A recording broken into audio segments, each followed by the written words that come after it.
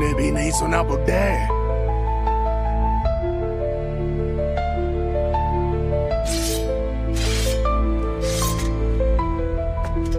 कोई हरकत मत करना सैनिकों, वरना तुम्हारे राजा की गर्दन होगी और मेरी तलवार।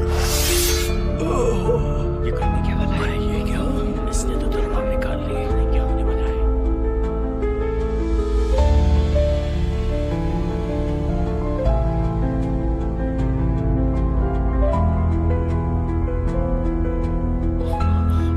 अरे एस्कलाड, तलवार हटाओ, राजा के साथ ये गुस्ताखी मत करना थॉरकेल। एस्कलाड कुछ भी कर सकता है, तुम उसे उकसाओ मत। हमारे राजा को नुकसान नहीं पहुंचना चाहिए। क्या?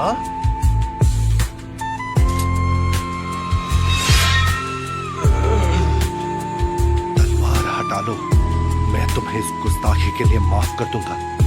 मुझे माफ करोगे? फिलहाल तो तुम अपनी खैर मनाओ। मेरे परिवार और लोगों का मजाक उड़ाने के लिए तुम्हें बहुत मिलनी ही चाहिए। आखिरी चेतावनी है ये, अपनी तलवार को नीचे कर लो एस्कलाड। ये नाम तो लोगों का दिया हुआ है, मैं तुम्हें अपना असली नाम बताता हूँ जो मेरी माँ ने मुझे दिया था। वो है लूसियस आर्टोरियस कास्टुस।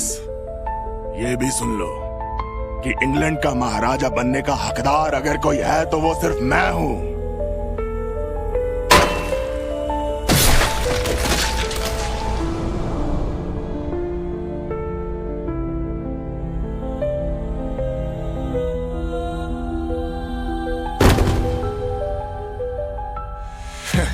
अब मिला मुझे सुकून।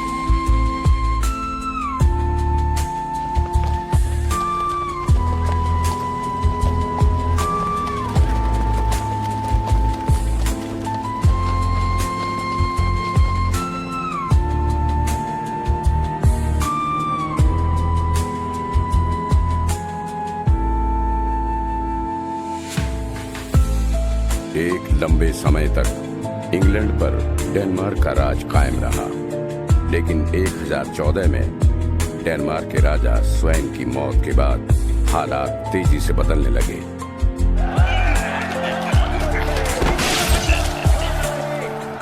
डेनमार्क और इंग्लैंड के बीच पहले की तरह एक बार फिर जंग छिड़ गई।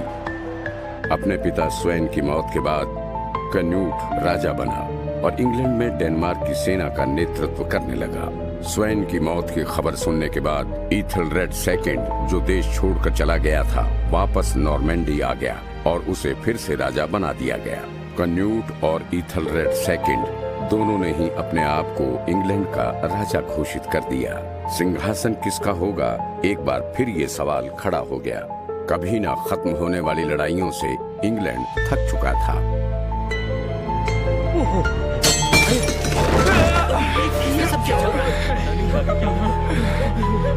महाराज आगे मत बढ़िएगा। ये तो शुक्र है कि मैंने इसे पिया नहीं। महाराज मैं बेकसूर हूँ, मैं कसम खा के कहता हूँ, मुझे नहीं पता था कि इसमें जहर मिला हुआ है। मैं बिल्कुल सच कह रहा हूँ महाराज। महाराज मुझे माफ कर दीजिए, मेरी कोई गलती नहीं है महाराज। एहसान फरामोश, मुझे मारने की साजिश कर रहा था।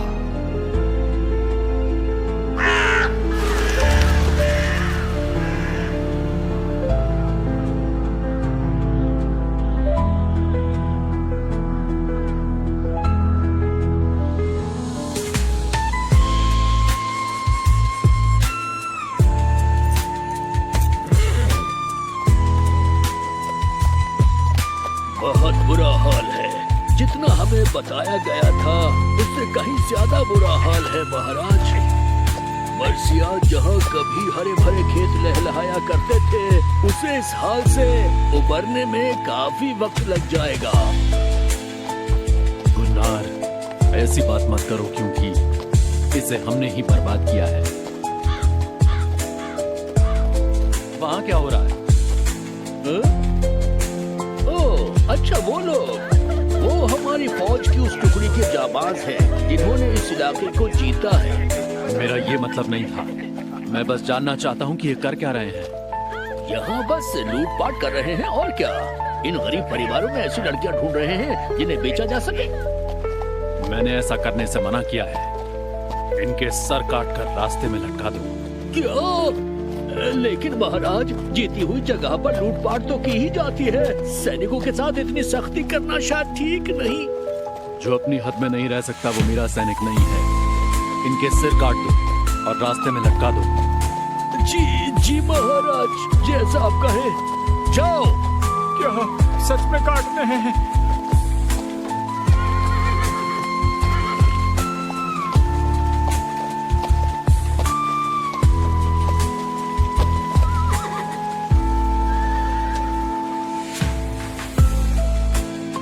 मैं इस बात से बहुत खुश हूँ महाराज कि आप इतनी दूर से यहाँ तशरीफ लेकर आए। फ्लो की तैयारी हो गई? जी हाँ, हो गई महाराज। बस हुक्म दीजिए, हमारे सैनिक फौरन आगे बढ़ने को तैयार हैं। लेकिन आपको उनसे मिलने खुद नहीं जाना चाहिए। आप मामला सुलझाने हमें भेज सकते हैं। कोई बात नहीं, मैंने सब कुछ अपने आप देखा है। मैं उससे मिलूंगा। मर्सिया का अर्ल इड्रिक बुज़दिल है। वो ऐसा आदमी नहीं है जिससे मिला जा सके। कौन कैसा है और किस काम आ सकता है ये अलग बातें हैं। उससे मिल के पता लगेगा कि वो कैसा है। इसके अलावा एक और बात है जिस वजह से मैं वहां पर जाना चाहता हूं। आपका इशारा किस तरफ है?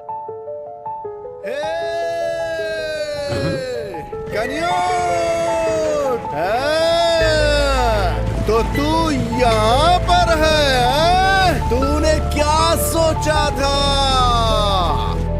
मुझे ही इसे शांत करना होगा। तुम्हारे लिए संभालना मुश्किल होगा। हाँ, ये बात तो सच है।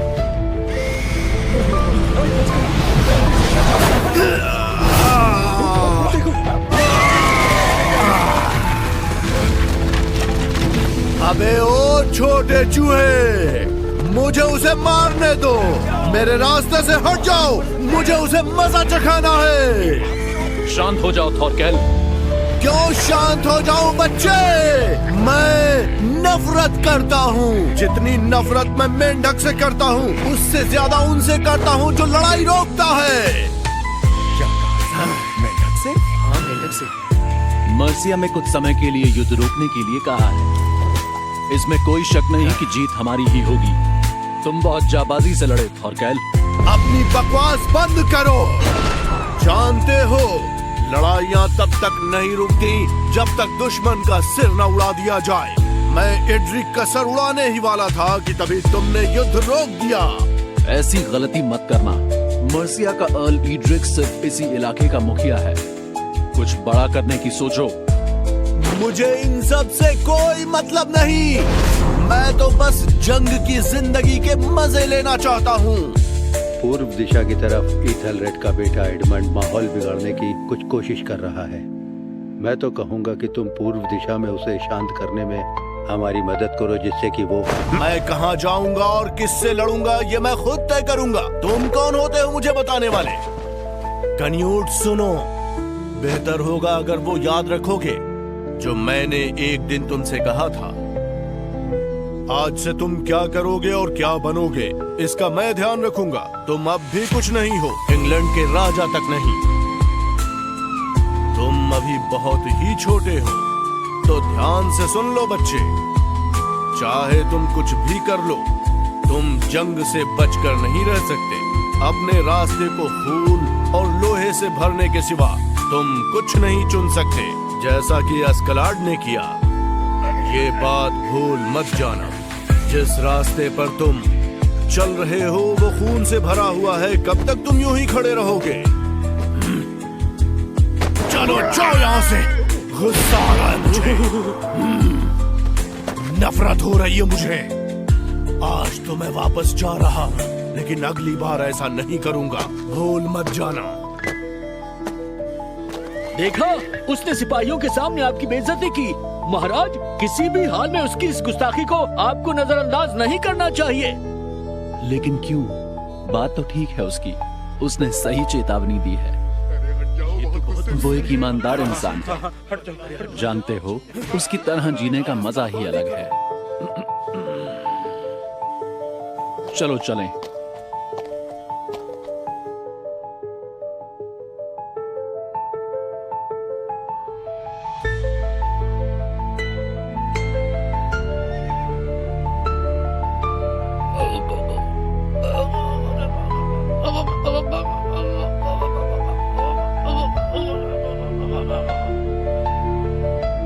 ये 2000 किलो चांदी है। अब तक हम जितना भी इकट्ठा कर पाए वो आपके सामने है। इस भेंट को स्वीकार करें।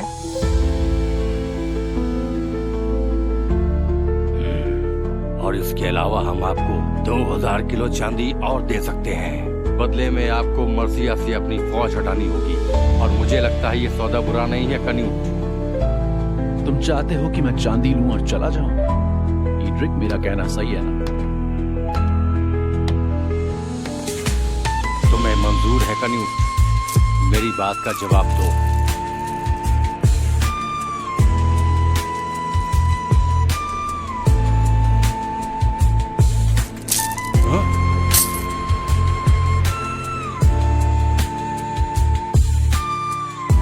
ये तो कुछ भी नहीं है।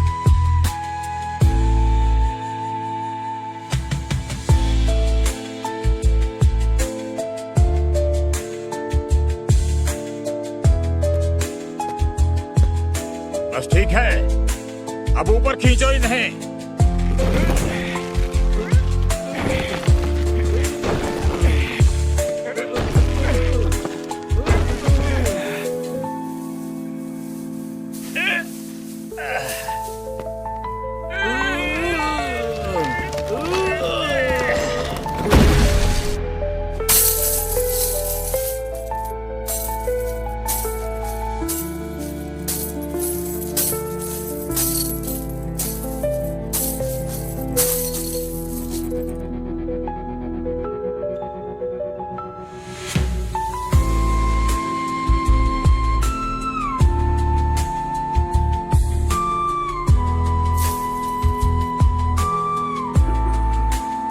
अच्छा, क्या मेरी एक बात सुनोगे? तुम मुझे ये चांदी इसलिए दे रहे हो क्योंकि तुम चाहते हो कि मैं मर्सिया को छोड़कर हमेशा के लिए चला जाऊं। ऐसा ही है ना? 4000 किलो दे रहा हूँ। मर्सिया से फौज हटाने के बदले में ये ज्यादा ही है। तुम गलत हो। अब जो भी बोलोगे वो सोच समझ के बोलना, क्योंकि तुम इंग्लैंड के राजा कन्यूट से ये बात बोल रहे हो कि वो ये दौलत लेकर अपने ही इलाके को छोड़ के चला जाए। क्या तुम्हें लगता है इतनी सी दौलत देकर तुम मुझसे अपनी बात मनवा सकते हो? भूलो मत कि मैं राजा हूं तुम्हारा। मैं उस बगावत को कुचलने के लिए आया हूं जो इस समय मेरे राज्य में चल रही है। मुझे दौलत का लालच मत दो। ये तुम्हारा पागलपन है। हम लोगों के राजा हाउस ऑफ वेसेक्स के ईथलरेड हैं। हम तुम्हें अपना राजा नहीं मानते। तुम बात समझ गए ना? बेटा कुछ मत बोलो। लेकिन पिताजी, मैं तो... बस करो। वक्त और जगह दोनों सही नहीं है। तुमने सही कहा। एक और है जो अपने आप को इंग्लैंड का राजा कहता है। तो क्या तुमने मुझे ये चांदी देने की पेशकश ईथलरेड से पूछ के की थी? हमारे राजा कुछ नहीं कहेंगे अगर इस तरह के हालात हम उनके सामने रखेंगे तो। कितना बड़ा दिल है उसका। वो अपने एक अधिकारी को अपनी ही जमीन बचाने के लिए इतनी दौलत दे रहा है। ईथलरेड की मेहरबानी के क्या कहने। ऐसा करना तो ठीक नहीं है। ये उसका वफादार है। लोगों की परेशानी है दो राजाओं का होना, इसलिए एक को तो मरना ही होगा। ईथलरेड एक ऐसा कायर है जो पिछली लड़ाई के दौरान अपने लोगों और राजपाट को छोड़कर भाग गया था। तुम्हें नहीं लगता कि इंग्लैंड के भविष्य को ऐसे आदमी के हाथों में छोड़ना पागलपन होगा? तुम्हारे कहने का मतलब ये है कि मैं अपने राजा को धोखा दूं? तुम उसे धोखा दे चुके हो।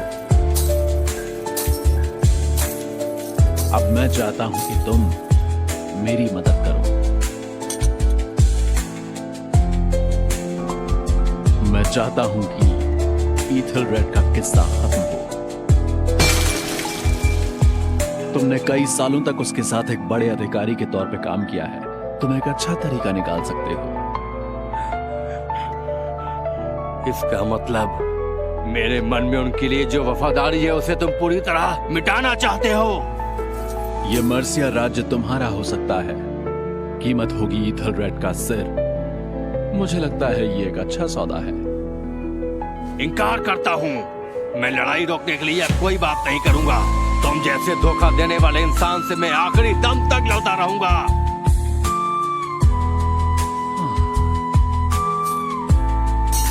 फ्लोकी, मुझे ये आदमी डरपोक नहीं लगता। इसमें लड़ने का जज्बा है।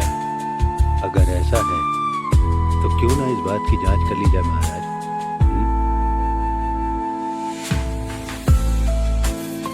ईड्रिक, बाहर आ जाओ।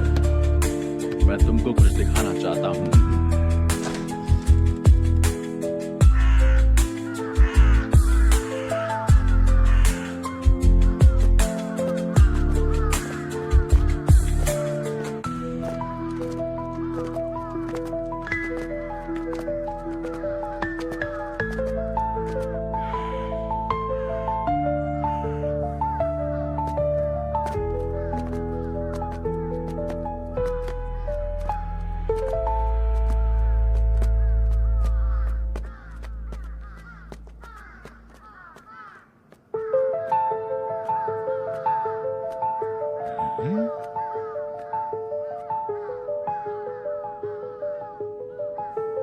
तैयार हो सैनिक?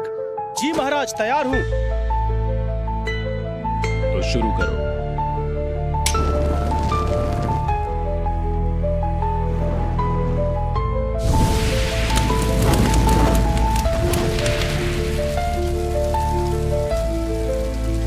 संकेत देने के लिए आग, और क्या संकेत दे रहे हैं ये? क्या हो सकता है ये? क्या है ये? तुम आखिर कर क्या रहे हो कन्यूट?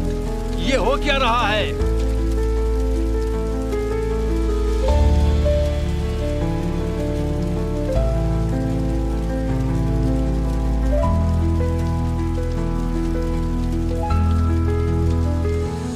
पिताजी, वो उधर देखिए।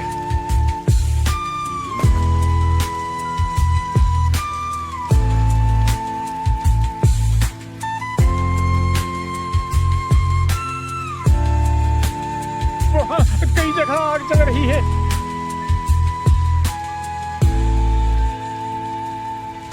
बताओ कन्यूट, वो क्या संकेत दे रहे हैं? मेरे साथ जंग लड़ने का अंजाम देख लिया। अब जरा सोच कर देखो ईड्रिक। अब मर्सिया एक राख के ढेर के अलावा कुछ नहीं है।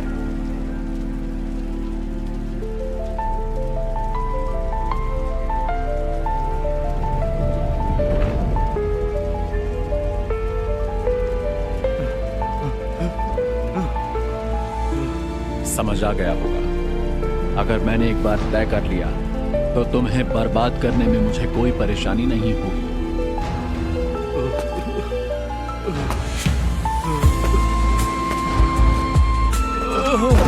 पिताजी,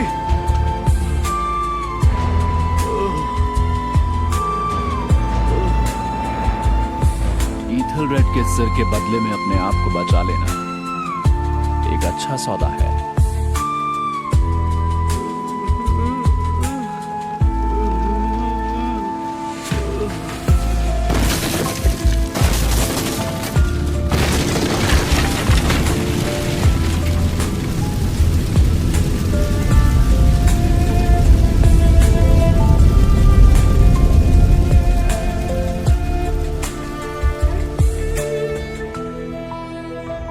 अगले साल अप्रैल 1016 में इंग्लैंड के राजा ईथलरेड सेकंड की मौत हो गई।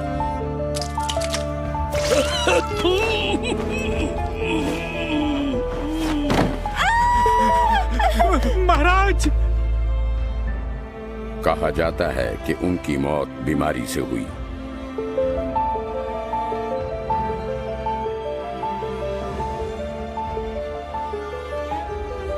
ईथलरेड की मौत के बाद उनका बेटा एडमंड राज सिंहासन पर बैठा। पिता की जगह राजा बनने के बाद एडमंड ने जबरदस्त लड़ाई करते हुए कन्यूट की सेना को बहुत नुकसान पहुंचाया। लेकिन हैरानी की बात है कि उसी साल 7 महीने बाद उसकी भी बीमारी से मौत हो गई।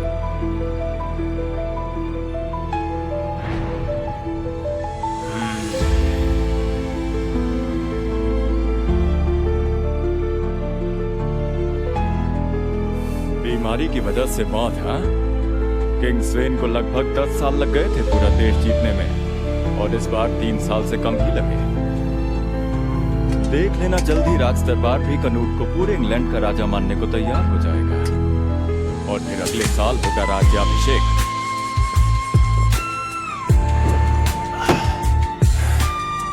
कन्यूट के बारे में बात करके मजा मत खराब कर।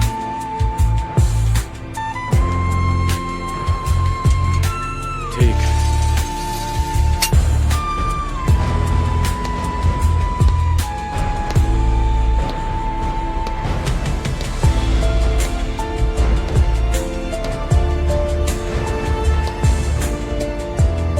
स्वैन, ईथलरेड सेकंड और एडमंड, इन सब की अचानक हुई मौत की वजह से सन 1018 में कन्यूट आधिकारिक रूप से इंग्लैंड का राजा बन गया।